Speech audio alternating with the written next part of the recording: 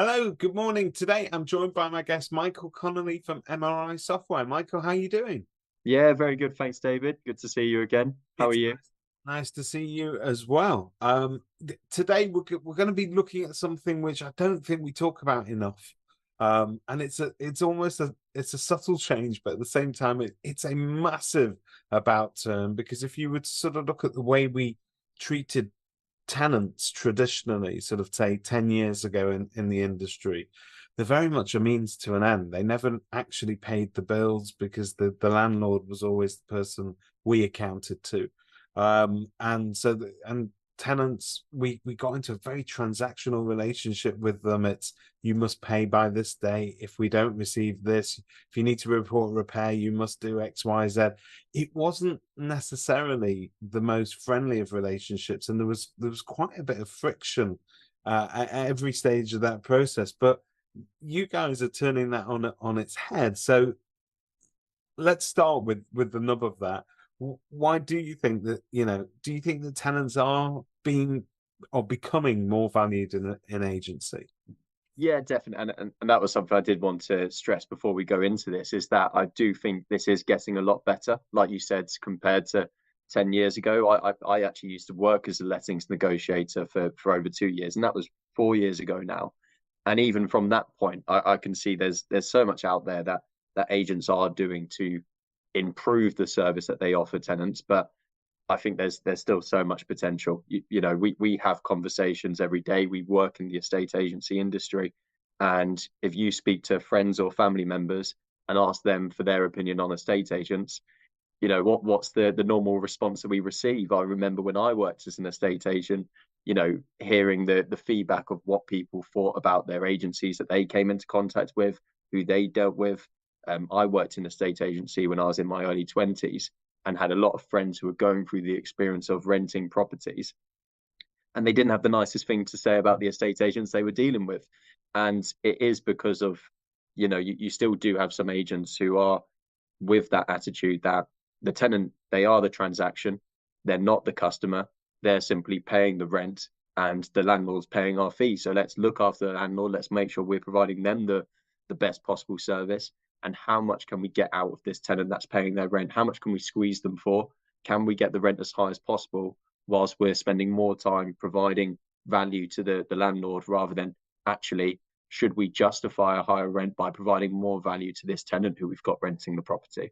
And sometimes in terms of providing value to a tenant, it's not necessarily about changes to their accommodation because very often it is what it is. You can look after it really well. You can provide a great maintenance service, but it's comes with that customer experience that they can actually feel like they are valued or that they're treated in a certain way that they don't feel they're having to necessarily beg for something to get done. We now have a process that starts all the way at the beginning, and really that's what we're here to unpick today because a tenant's journey starts right at the beginning. A portal inquiry very often Yeah. for a property, they'll raise an inquiry and send that into the agent, and those agents then have to start to decipher whether or not that tenant fits the bill. Yeah. Is the sort of person that they want to be renting that property to, and so there's an awful lot going on behind the scenes. But how can we join up that process? Yeah, and I think that you touched upon a good point there. Our journey with that tenant starts when they're first inquiring about that property. And it's funny because I think something along that journey does tend to switch when, up until the point of them making an offer and offering against that property, we're almost treating them as kings when they're going into viewings, because we want to get an offer from that person and we're giving them the best possible service. But somewhere along the way, we think actually, now that they're in this property, it's all about what can we get from them, and you know focusing on the landlord rather than that tenant. But like you said, our interactions are starting from when they first register their interest. But I think before we talk about the advantages of tech and what solutions out there in the market can do, it always comes back to customer service. How are we answering the phone to someone when they're inquiring about a property? And I think we do that very well on the sales cycle. But then also when they're in the property, how do we pick up the phone when they're logging their third maintenance request? It might be a bit frustrating as someone in the office picking up the phone all the time and oh no, it's this person again. We've got to deal with them, or they've, this is the fifth issue they've raised this week. But the attitude and how we talk to them on the phone and how we greet them when they come to the office, all of this is setting how they see you as an agent in their eyes. So, I think before we even look at solutions, it's how we view these tenants and how we treat them on a day-to-day basis. But yeah, going back to your point on how we can channel or how we can deal with the journey from point of application, there are solutions online. There is the ability for a tenant to log their application, for them to log all the details regarding their offer. Gone are the days where people have to come into an office and deal with that offer in person. We've got offers going over the phone, but now we've also got the ability for tenants to go onto a portal and log details regarding their offer, for them to add all the people that are moving into the property. And it benefits the tenant, but also benefits the agent that's dealing with that offer. Because rather than you having, again, going back to my days as a lettings negotiator, I remember we had to write down all our offer forms, not even on a CRM system. We'd have to write it all down on pen and paper. Who's moving into this property? When are they moving in? Name all the tenants, name all the guarantors. And whilst I'm good at typing in on the laptop, my writing isn't the quickest, so that takes time. So it's just, how can we speed up the process, not only for the tenant, but also for the agent on the other end of the phone call? So in terms of how just the sheer number of places we had to go and find that information from. I mean, that was also crazy, wasn't it? You'd have one email to deal with one inquiry. It could have been made over several different portals. How are you at MRI handling that within your CRM?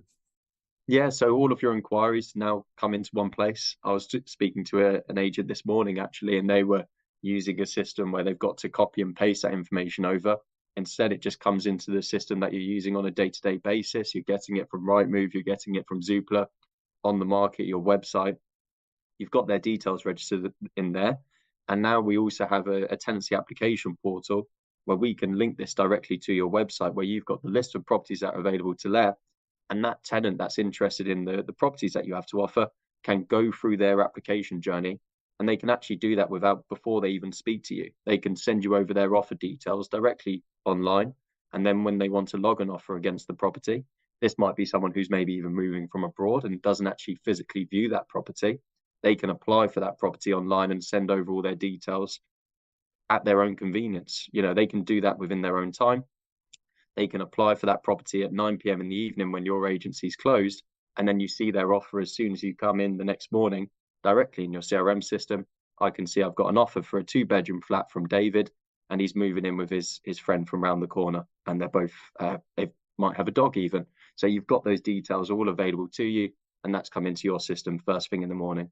So that's effectively doing two things, isn't it? It's saving time for me as the agent, having to go through those inquiries and connect all the dots, and perhaps even go back to that tenant, start asking them questions, because it's all being done in one place.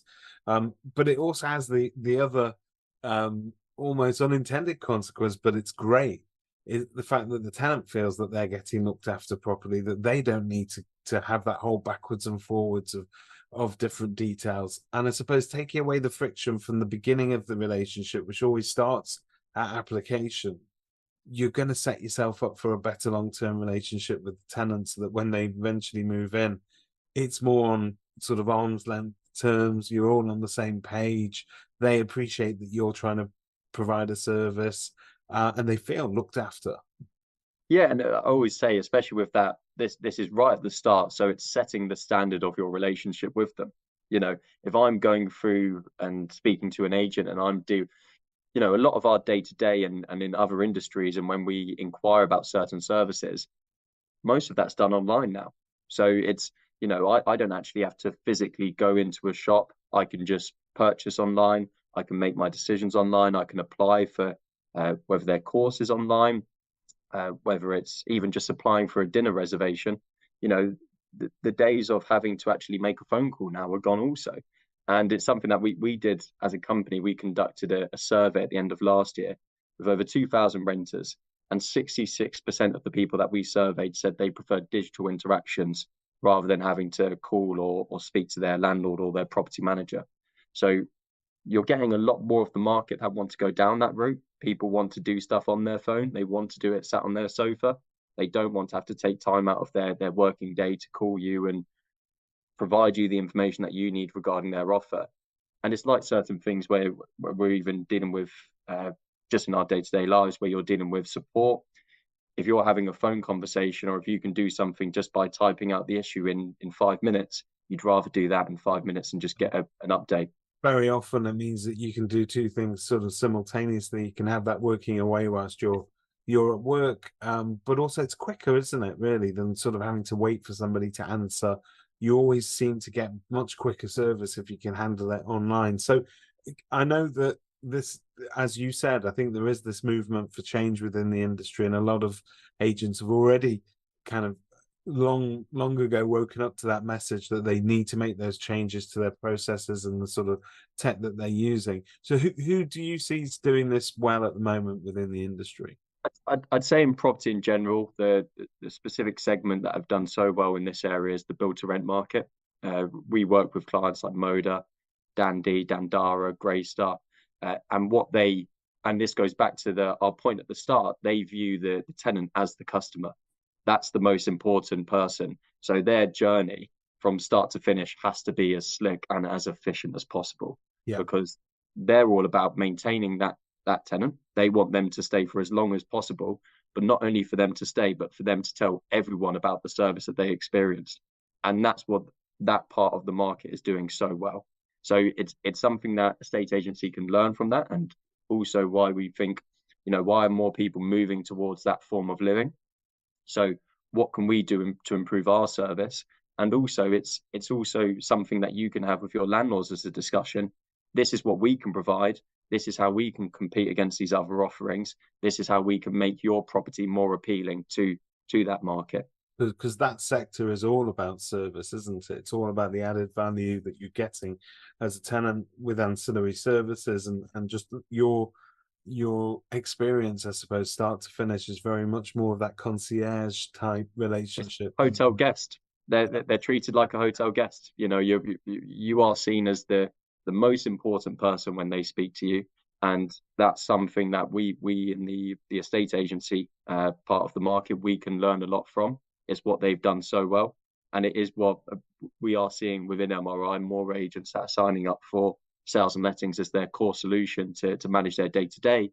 But there's now more and more interest in the tenant portals, because they see the value in someone having the ability to log a maintenance request, to view a document, to make payments, all of that available to them on their phone, because they can see the value in, if we keep our tenants happy, that's creating that brand image. And it's also something that we can speak to our landlords about and say, well, because you've got to think from a landlord perspective. If I've got 5 people valuing my property, well, what makes you different to the other 4 that gave me the same quote on the management fee? And maybe they've even said they can achieve a higher rent. Why should I go with you? Well, we can provide this. This is how we can stand out. We provide our tenants with this access. And it's something that we tell all of our tenants during viewings. And it's something that the build to rent market do to justify their higher rental amount. As a tenant renting a build to rent unit, I know I am paying a premium, but I'm paying a premium for the experience of living within that building. So what can we do in a estate agency to create a similar experience? And this is something that some of the agents in the market have realized. That's really interesting. Well, Michael, this wouldn't be a property industry webinar in 2023 unless we mentioned AI. So we've got to do it. It's literally on the tip of everybody's tongues at the moment. Every conference you go to, every webinar you attend, it somehow AI sort of comes into the mix, because genuinely I think a lot of us are very sort of interested in it. Some of us are a little bit afraid because we don't know what it ultimately means. Some of us don't know how to utilize it and make best use of it. But I get to see some really interesting stuff happening with suppliers bringing it into you. So give us your take on it at the moment, how estate agents should be perhaps embracing it a little bit more. Yeah, and it's something that we're slowly implementing. It's not something like AI. You have to be responsible. You don't want to rush out functionality and just let not to scare people, but the robots take over. Within sales and lettings, we have the ability, and what we've recently added in this year is if you upload a floor plan, we can use AI to scan that floor plan and populate the dimensions within your system. So that's just the first example that we've looked at. I was speaking with our head of development earlier today. What we're looking at now is, can we get AI to write the property descriptions for us? Can we then look at email templates or email responses that are being sent out? But what we always need to have is the human interaction. So what we will never do is just simply let AI write the property description that's then published on Rightmove and Zoopla. Instead, there has to be a human being going, okay, I'm happy with that. Let's get that out onto the portals. It's something that we have already. We have automatic emails, so emails that get sent out, but you can have a button appear in the system to say, actually, I don't want this email to go out. Can we hold off on that one? So we'd always have that human touch. We do have other solutions within MRI as a whole. So we have a product called MRI Contract Intelligence, where you can use AI to extract key data out of multiple documents, rather than having to read through thousands of documents to find the information that you're looking for. So there are some really clever tools and functionality that you can use with AI, but it's just being responsible with that. So it's never going to take over a human being's job. And I think always with technology advancing, new roles are created as a result. So rather than seeing this as I've got to be worried this is going to replace me, will this technology create new opportunities for us to improve the service that we offer at the end of the day? So just to come full circle on the sort of self-service approach when we look at customer service, I can obviously see the advantages now to a tenant of being more included and having a little bit more, I suppose, autonomy over the parts of the process that they own. And landlords, I'm presuming the advantages to landlords of a self-service approach, as well as that these are people traditionally who are extremely time poor. They're not, they won't use two sentences where two words will do. So, maybe this is a way forward there as well. Yeah, and it's something for me to stress. We have these solutions for tenants, but we also have the solutions for landlords. So in the same sense, where a tenant can report a maintenance issue, a landlord can approve a contractor that they want you to move ahead with. They can make their payments that they need to against management fees, for example, or view their documents. So it's about supporting both. And you're right in raising it. It's the self-service element. Rather than you having to do everything for your customers, instead you can empower them to have the tools to do it. And where we have to see the benefit is it's providing a better service to our customers, but it's also freeing up our time. So if you've got someone in your property management team who's constantly receiving calls saying, can I get a copy of my AST? And they've got to stroll through thousands of emails to find that or search within their system. Instead, it's just available to the tenant and the landlord on their phone. So it's just... the reason I'm smiling is that for years we've just sort of sent out everything we possibly can. Well, here's a statement, here's some information about some changes that we're making, and here's this, that, and the other. And what we haven't appreciated is that not everybody wants to read everything. So tailoring that content that you're releasing, I suppose, to your communities, to your customers on both sides of that transaction, and tailoring that content means you get higher engagement rates, don't you? Because you're sending them stuff that they feel is relevant to them. Yeah, and also, we have these solutions in place, but it's not removing every element of your service. You might have the landlord who just does not like the idea of having things available to them on their phone. They still want to come into the office in person. All we're doing is providing you with other options that are available to you, so that you've got more strings on your bow. You can offer a more varied service, and that you can meet the requirements of, like I mentioned on that survey, the 66% who would rather digital interactions. You're then satisfying that customer base. So yeah, there's multiple ways around this, but it's just making sure that you've got every solution for every client. So Michael, I know that changing CRMs is a daunting task for any agent, because we tend to get very sort of paranoid about the data that we've been holding over the years, and it's important data. It's it's statements, it's payments, it's gas safety data, it's all the minutiae that goes into lettings and management. But each one of these things are extremely important compliance wise. So if an agent is thinking about making these changes and starting to implement perhaps a healthier process with regards to how they approach their customer base, what's the best way to do that with MRI? Is it's sort of jump on a Zoom call to sort of try and scope out what they're looking for and what you provide? Yeah, I think the first point to raise, and we're very upfront with the clients we speak to, is that it's never easy. It is a project. It is something that you have to be ready for. You have to have the team in place to make the move a success. But like you rightly said, it's jumping on a Teams call, jumping on Zoom, finding out more about your current solution, what information you have on there, and what your plan looks like. What are you trying to achieve? Because what we have to have on our side is what's your clear milestone? Where do you want to be? What do you want to be doing? What do you want the system to be doing for you, so that we know what success looks like to you and your team. But yeah, it is a lot of work. We do have implementation teams in place so that we've got people who are there ready for getting your system set up, but also configuring your system to you and your team. We have the training team to make sure that you're getting the most out of the solution. And then we'll also have guidance around getting data into the system. So for certain companies, we look at a data import from the solution that you're currently on. And some other clients, depending on size and the number of managed properties that you're moving over, you might look at a manual data entry. But it just always depends on the individual scenario, individual use case. But these are conversations that we have with agents. But yeah, my pre-warning would be it is work, but we're there to help. Fantastic. Well, Michael, thank you very much for giving us your time today. Brilliant. Thanks for having me, David. Great Thank speaking you. to you.